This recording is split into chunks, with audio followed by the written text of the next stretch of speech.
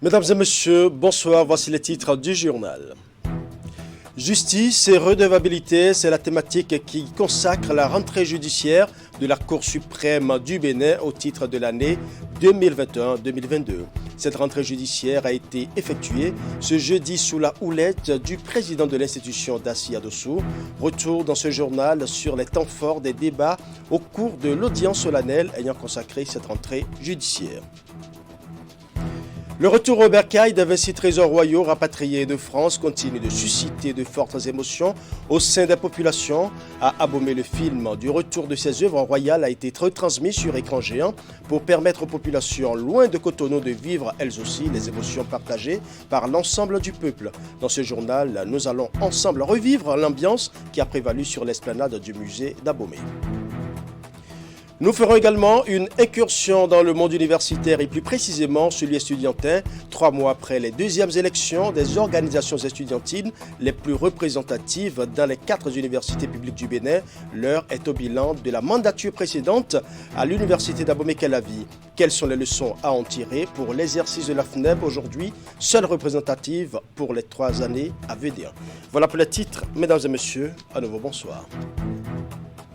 Ouvrons ce journal par l'actualité judiciaire. La Cour suprême du Bénin, présidée par Dassia Dossou, a effectué ce jeudi sa rentrée judiciaire au titre de l'année 2021.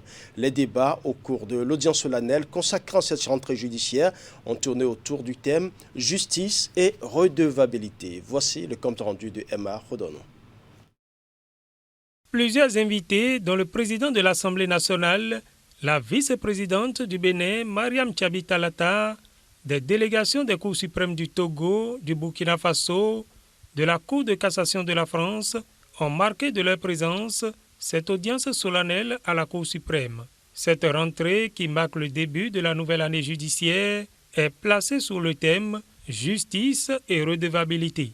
La redevabilité est l'obligation pour un responsable de rendre compte de l'exercice d'une responsabilité donnée par les citoyens et contribuer à renforcer la confiance et la légitimité nécessaire pour surmonter la méfiance entre les acteurs de la société. Sous ces rapports, le devoir de rendre compte aux citoyens, de rendre compte aux citoyens, au peuple, est lié à l'exercice d'une mission, d'un devoir, en un mot ou en deux, à l'exercice du pouvoir. Ainsi, redevabilité et responsabilité sont consubstantielles. Le service public de la justice doit donc pouvoir rendre compte au peuple au nom duquel il rend la justice. Se pliant à ce devoir de reddition de comptes, le président de la Cour suprême a fait le point des activités judiciaires de l'année écoulée.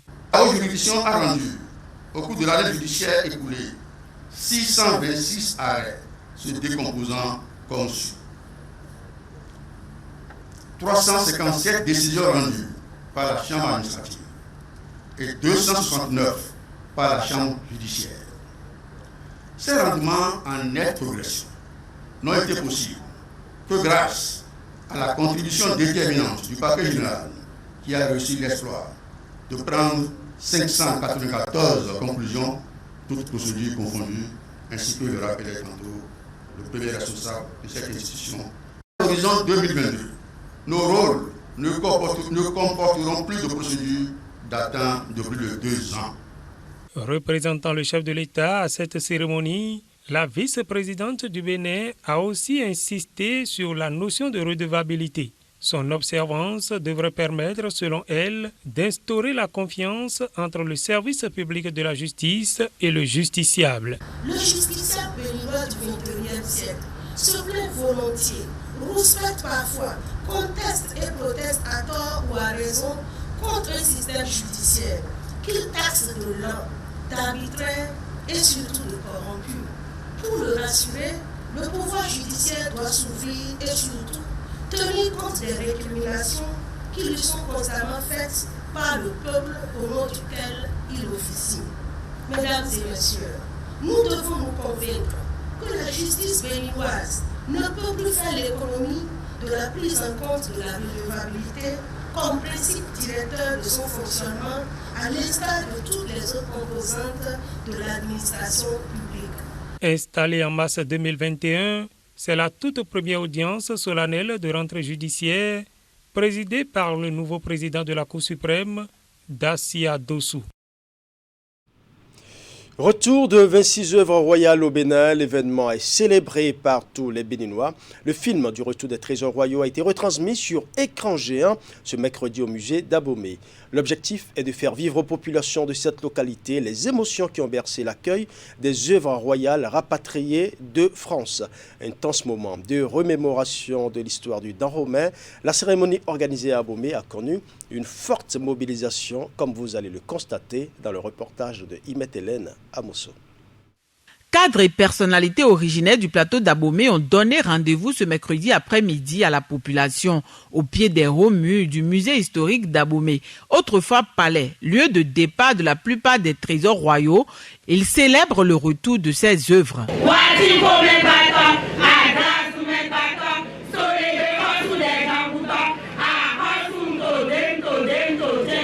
L'événement retransmis en direct est projeté sur grand écran. Sont mobilisés pour la circonstance autorités politico-administratives, dignitaires de la cour royale, de culte vaudou et autres curieux.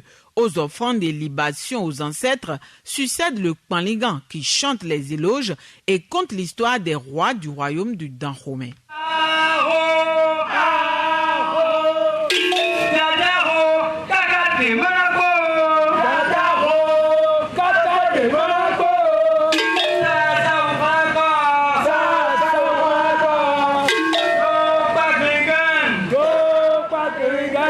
Le retour de ces trésors aujourd'hui, si Abomey ne fait rien, ne manifeste pas sa fierté, parce que nous tous, le Badjavi aujourd'hui, qui sommes ici aujourd'hui en train d'assister à ce grand rendez-vous, c'est que nous devons en être fiers, parce que c'est en notre temps que ces trésors-là sont revenus au Bercail.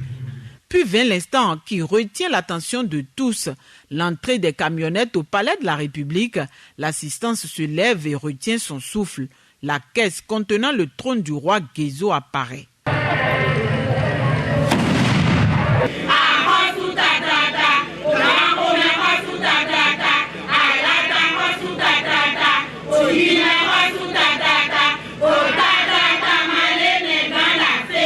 C'était beau à voir. C'était beau.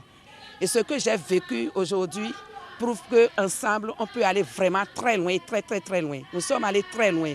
Et aujourd'hui, je me sens fière d'être une vraie princesse. Nous nous sommes retrouvés à Abomey pour célébrer l'histoire, pour célébrer la mémoire ancienne de la cité historique d'Abomey.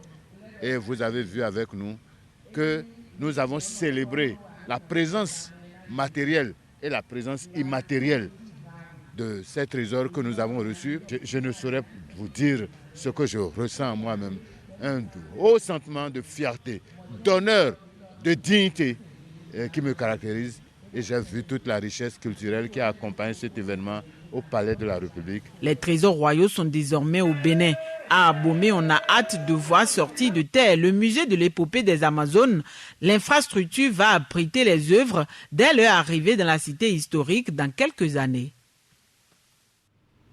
Il faut préciser que le retour des 26 trésors royaux d'Abomey a suscité enthousiasme et euphorie au sein des populations. Le transfert de ces biens historiques est fortement salué par les têtes couronnées et les cadres natifs du plateau d'Abomey. Réunis sur l'esplanade du musée central, ils ont célébré le retour au bercail de ces objets ayant appartenu à leurs ancêtres. Nous allons suivre quelques impressions. On ne peut apprécier notre joie. Notre joie anime aussi tout le monde des ancêtres. Ça anime tout le monde, ça anime tout le peuple, mais ça anime aussi tous ceux qui sont à l'au-delà. Son courage est exceptionnel. Et beaucoup ont voulu le faire, mais ils n'ont pas pu. On a vu beaucoup de présidents de la République passer. Ils n'ont pas eu le courage d'aller demander au président français de retirer notre chose, nos patrimoines. Et il l'a fait. On n'a qu'à prier pour lui. Ce qui m'a étonné dans la chose, c'est qu'au moment où on faisait la guerre, le roi Benzin était entouré de certaines personnes, donc Kédégbé. Et c'est son petit-fils qui est allé récupérer les choses. Est-ce que ça ne vous dit pas quelque chose? Pour moi, ce n'est pas un hasard. Ce n'est pas un hasard. Quand ils ont gardé les choses là-bas, ils ne sont pas restés là seulement, c'est qu'ils ont exploité. Et ça a développé le tourisme chez eux. Ce ne sont pas de gaieté de cœur que les gens nous ont laissés. Ce n'est pas quelque chose qu'on a parqué là-bas et on est allé chercher. Ça a été exploité durant 129 ans. Et ça a créé des ressources énormes là-bas. Donc c'est de la même façon et c'est pour nous. Donc comme dans le cadre de la coopération, tout est revenu maintenant, c'est sûr que ça va développer la culture et le tourisme chez nous. Ah oui, spirituellement, nos puissances sont revenir. Nos puissances sont revenir au pays. Oui, oui. Ça, nous sommes très heureux, nous sommes fiers.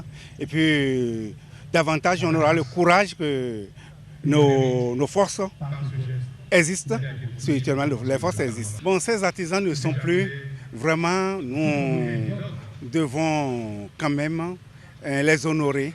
On doit les honorer puisque l'ardeur qu'ils ont eue à travailler ces œuvres, vraiment, je crois que la terre béninoise a quand même donné sa valeur. Ah oui, oui. Donc, et puis les esprits, à l'au-delà, ont revanché. Et puis ces œuvres sont revenues au pays. Nous ne pouvons que saluer les initiateurs de ces retours, de ces biens culturels, puisque l'arsenal juridique a été renforcé tant au niveau national qu'au niveau international pour permettre, avec une diplomatie agissante, le retour de ces biens culturels. Et tout cela est à l'actif de notre président qui a su jouer les jeux. Aujourd'hui, nous sommes dans un rapport France-Afrique qui permet alors la mutabilité de ces biens culturels. Et je pense que c'est le Bénin qui a ouvert le bal, ce n'est qu'un relatif du Bénin. Pendant que les gens disaient que les objets allaient revenir, moi je me suis dit que je suis un Thomas d'Aquin. Il faut que ça vienne à ma commune. Aujourd'hui, ça a été une réalité et c'est toute une fierté pour le monde, pour tout le monde. Fierté parce que il y a bientôt 15 ans, les gens qui venaient dans ce musée pour dire qu'ils veulent voir quelque chose de bon. Depuis Ouida 92, tout est parti à Ouida, on n'a plus rien ici. Certes, nous sommes en train de les recevoir aujourd'hui, mais nous ne les avons pas encore en main. On nous a dit que ce serait 3 ans après. Et puisque nous y serons, nous allons les recevoir et en jouir.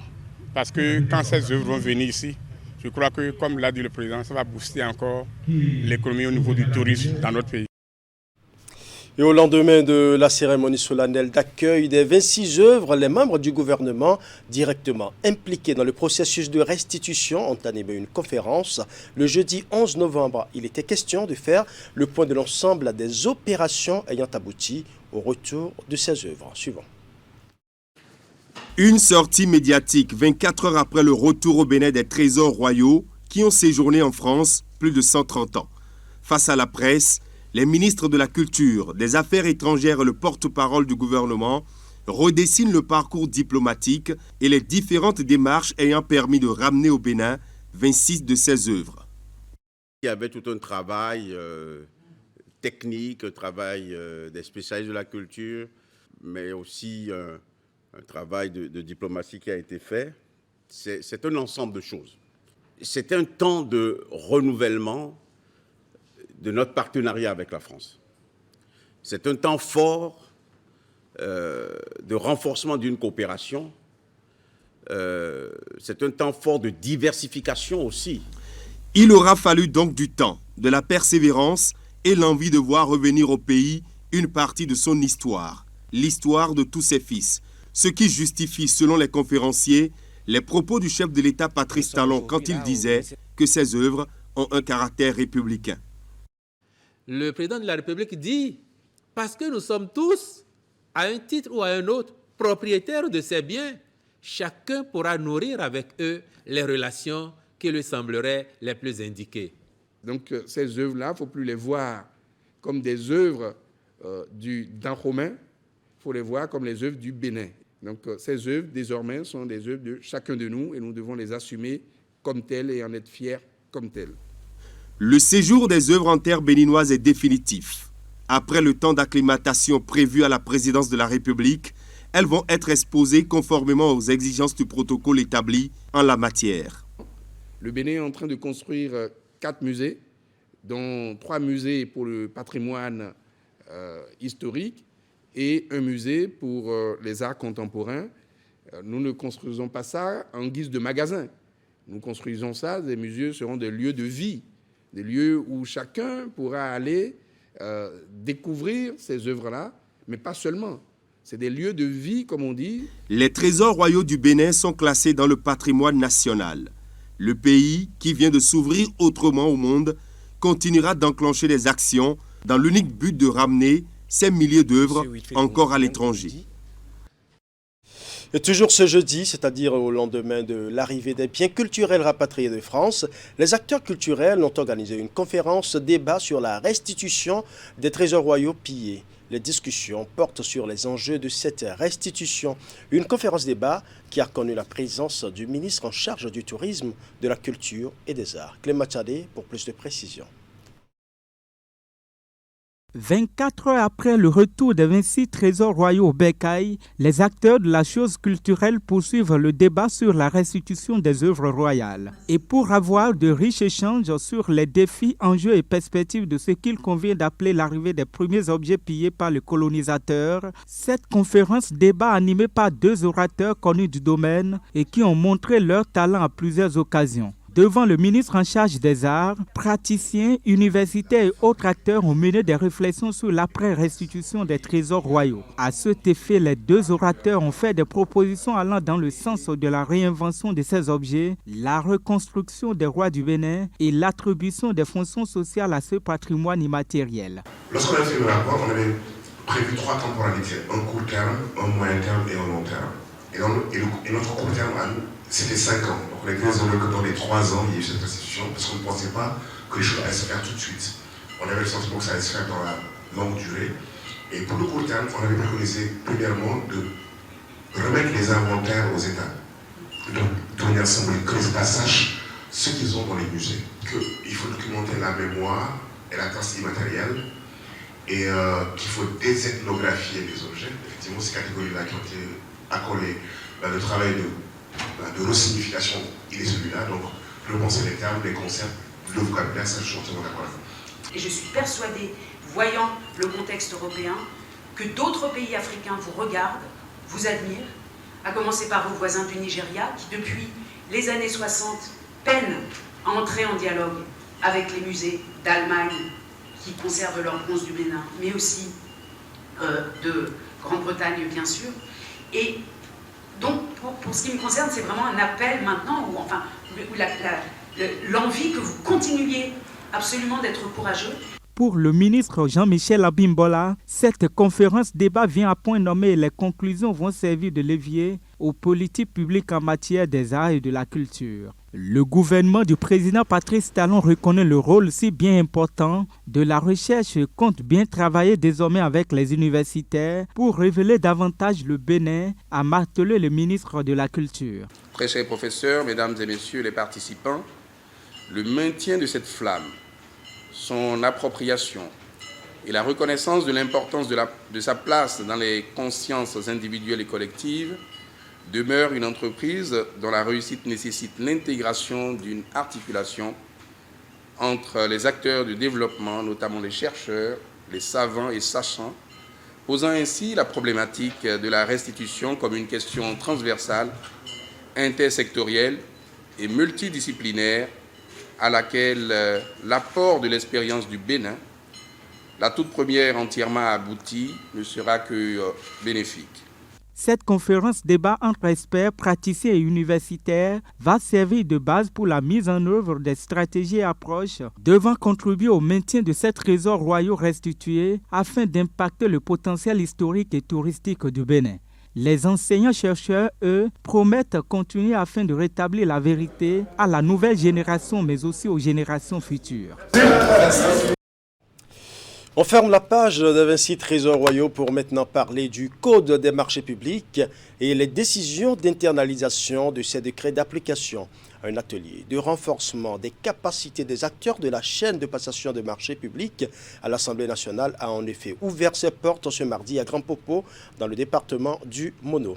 Cet atelier est organisé par le ministère de l'Économie et des Finances à travers l'unité de gestion de la réforme du système de gestion des finances publiques. Geoffroy Messan pour les détails. Grand Popo et son cadre féerique de l'hôtel Bel Azur s'offrent à des acteurs de la chaîne de passation des marchés publics de l'Assemblée nationale du Bénin pour un renforcement de capacité. La formation porte sur le code des marchés publics et les décisions d'internalisation de ces décrets d'application. Elle est organisée par la cellule d'audit interne CAI de l'Assemblée nationale avec l'appui de l'unité de gestion de la réforme du système de gestion des finances publiques, UGR, du ministère de l'Économie et des Finances.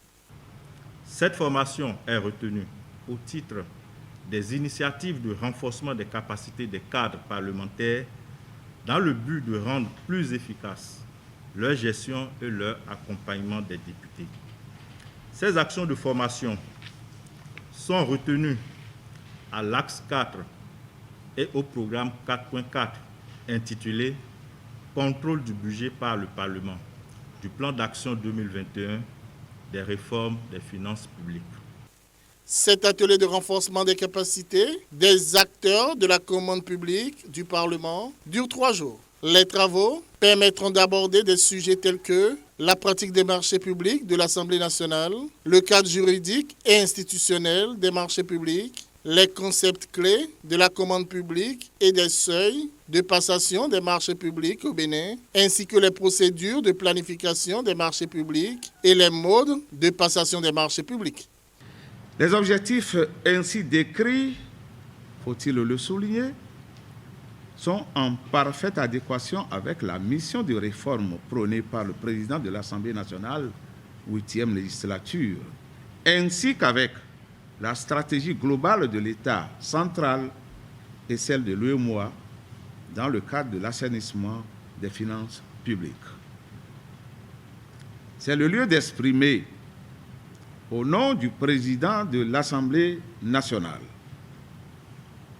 les gratitudes du Parlement au ministère de l'Économie et des Finances pour son accompagnement technique et financier dont l'institution parlementaire a bénéficié et bénéficie dans le cadre de l'organisation des présentes assises. À travers cette formation, le Parlement veut aussi jouer sa partition dans la politique nationale en cours d'assainissement de la gestion des finances publiques. Elle marque aussi une volonté d'instituer la bonne gouvernance dans la gestion du Parlement en vue de la rendre plus performante. Il est attendu, au thème de cet atelier, que les participants soient en mesure, entre autres, de maîtriser le cadre juridique et institutionnel et les différentes techniques et procédures en matière de passation des marchés publics. Je reste convaincu, au regard donc des compétences ici, de votre grande capacité d'assimilation et de sérieux en vue de l'atteinte des résultats escomptés à l'issue de cet atelier de formation. Cet atelier de Grand Popo vient contribuer de façon qualitative à l'efficacité des acteurs de la commande publique du Parlement dans leur mission d'accompagnement des députés.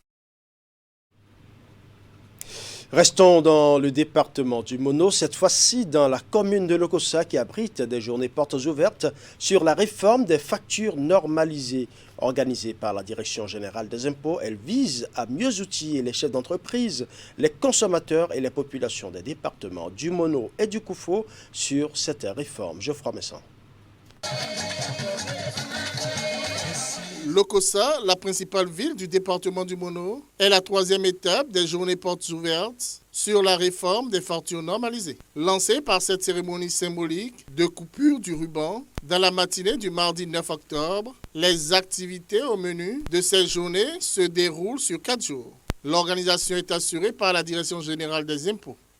La réforme des factures normalisées est un enjeu majeur, en ce qu'elle vient changer un peu nos habitudes, aussi bien au niveau des entreprises qu'au niveau de chacun d'entre nous, citoyens que nous sommes. Pour les entreprises, cette réforme leur apporte l'avantage de désormais sécuriser leurs transactions. Quant aux citoyens, c'est une invite à accompagner la réforme. Ceci en réclamant à chaque fois que nous achetons des biens ou des services, de réclamer donc, disais-je, la facture normalisée. Les présentes journées portes ouvertes donneront l'occasion aux uns et aux autres de mieux s'imprégner des avantages liés à ces factures normalisées. À travers ces journées portes ouvertes, la DGI reste fidèle à sa vision de mettre les innovations fiscales relatives à la réforme de la facture normalisée à la disposition des populations et des contribuables sur toute l'étendue du territoire national. L'OCOSA succède aux villes de Cotonou et de Parakou. Il s'agit d'une réforme importante du ministère des Finances et de la DGI qui vise à accroître les recettes de l'État et qui concerne toute personne physique et morale en République du Bénin. Les journées portes ouvertes viennent donc à point nommé pour, entre autres, informer les populations, les opérateurs économiques sur la réforme des factures normalisées, inviter les populations à exiger les factures normalisées après tous leurs achats et sensibiliser notamment les chefs d'entreprise à la délivrance des factures normalisées, les modes de délivrance des factures normalisées ainsi que les sanctions encourues en cas de manquement. Durant ces journées portes ouvertes, des stands sont installés pour l'occasion à la place de l'Étoile, de l'OCOSA, où la DGI a pris ses quartiers. Des séances d'information et de sensibilisation ainsi que des jeux tombola sont concoctés pour offrir un cadre d'assistance conseil aux contribuables, tant sur l'acquisition et l'utilisation des MECEF, que sur les formalités de création de comptes IMECEF et de délivrance des factures en ligne. Nous prenons l'engagement d'être de véritables ambassadeurs pour sensibiliser nos frères dans les contrées les plus lointaines de notre juridiction administrative pour que tout le monde adopte les factures normalisées, pour que les factures normalisées soient véritablement une nécessité pour tout un chacun de nous, soit une exigence de la part de nous contribuables. Les contribuables, les consommateurs, les étudiants, les chercheurs et autres sont invités à se rendre sur le site de ces journées portes ouvertes afin d'avoir plus d'éclaircissements sur la réforme des factures normalisées. Nous allons à présent faire une incursion dans le monde universitaire et plus précisément celui estudiantin. 3 mois après les deuxièmes élections des organisations estudiantines les plus représentatives dans les 4 universités publiques du Bénin, on s'intéresse au bilan de la mandature précédente à l'université d'Abomey-Calavi. Un bilan marqué par un climat assez pacifique sur ce campus universitaire, mais saupoudré d'une insatisfaction générale dans le rang des responsables étudiants. Quelles leçons doit-on alors en tirer pour l'exercice de la FNEB en tant que Fédération nationale des étudiants du Bénin, aujourd'hui seule représentative pour les 3 ans à venir? Voici le reportage de la rédaction. La représentativité de l'Union nationale des scolaires et étudiants du Bénin UNSEB et la Fédération nationale des étudiants du Bénin FNEB, reconnue par l'État béninois de 2018 à 2021, n'a pu assouvir en vrai les aspirations de ses fêtières. En dehors du cadre légal de discussion avec le gouvernement et les autorités rectorales instituées, les responsables étudiants se sont vus privés d'un certain confort. Le confort d'avant le décret d'octobre 2017 établissant une élection de représentativité. Au lendemain des élections, silence radio. La collaboration n'a pas marché comme nous l'aurions souhaité. Et donc les financements qui nous avaient été alloués, ces subventions-là, en réalité, nous ne les avons pas eues jusqu'à mon départ. Et donc, après moi, des bureaux se sont succédés, mais j'ai cru comprendre que c'est toujours cela. Nous avons pensé que, à partir du moment où officiellement des organisations étaient consacrées, il fallait leur mettre les ressources à disposition, leur apprendre à gérer les fonds publics. Les structures de base de la FNEB, unique porte-voix des étudiants de l'Université d'Abomey-Calavi depuis le scrutin du 30 juillet 2021, étale un diagnostic peu reluisant. Sur la question du financement de leurs activités, un des principaux privilèges attendus de cette réforme du pouvoir talon, autorités et apprenants ne se sont pas compris. Prenons le cas de la faculté de droit. Nous avons par exemple des projets à l'endroit des étudiants les plus démunis, c'est-à-dire les étudiants qui n'ont pas la possibilité par exemple de se doter des documents de cours. La caisse de solidarité a été vide, on n'a pas pu régler ce genre de problèmes. Et aussi, il y a aussi des activités comme des journées d'excellence à primer les meilleurs étudiants. Mais compte tenu de l'absence totale de ces financements, on a eu à faire avec les moyens du bord. Le COUSACE a acheté des matériels. Les matériels n'ont pas encore été dotés. On n'a pas encore reçu les matériels. Les institutions n'ont pas encore reçu les matériels. Oui, on a vu des cérémonies. Oui, on a aussi participé à ces cérémonies-là. Mais l'après-cérémonie, les matériels sont encore sous climatiseur. Ces institutions sous tutelle ou spécialisées de la Fédération nationale des étudiants du Bénin s'empressent de croire à une meilleure application des dispositions dues à leur rang au cours de cette deuxième mandature. Jusque-là, les financements ne viennent pas. Les financements sont restés un peu bloqués et qu'au niveau du cours, on n'a pas compris jusqu'à présent comment ça se gère. Il y a eu un blocus façon. On espère bien que cette année-ci, il y aura un dégel de l'autre côté pour que les activités soient réellement soient financées après qu'il y a eu l'arbitrage au niveau du cours. Les subventions ont été coupées. Uniquement les dotations viennent, c'est-à-dire 2 rouleaux de papier hygiénique et 2 pains baguettes de savon Palmida. Donc c'est ce qui est donné aujourd'hui aux camarades étudiants et l'état qui est fait que les mobiliers, surtout au niveau des meubles, que ce soit les lits, les sommiers ou les armoiries, sont vraiment dans un état de dégradation avancée. Nous sommes suffisamment grands. Nous avons obtenu le bac. Nous sommes aujourd'hui en première, en deuxième ou en troisième année, voire même en master, et que nous ne sommes pas capables, en tant que des futurs leaders, de pouvoir gérer économiquement et financièrement bien les deniers publics qu'on nous met à disposition. Je ne pense pas que c'est quand on va finir nos formations académiques et sortir et évoluer dans le monde, dans un monde politique où l'argent là-bas est beaucoup plus grand que ce qui est donné sur l'UAC, qu'on va nous demander de la gérer, de bien la gérer. Je ne pense pas. Si l'un des inconvénients de la mesure élective entre organisations estudiantines est la guerre de leadership, cette épée de Damoclès est cette fois loin de la tête de la FNEB. Elle n'est plus à l'étape de la remise en cause du bien fondé de cette réforme. C'est plutôt l'heure de la mise à disposition des moyens de fonctionnement. Le jeu aujourd'hui est en difficulté. Voilà, ce sera tout pour cette édition. Merci pour votre aimable attention. Bon début de week-end à toutes et à tous.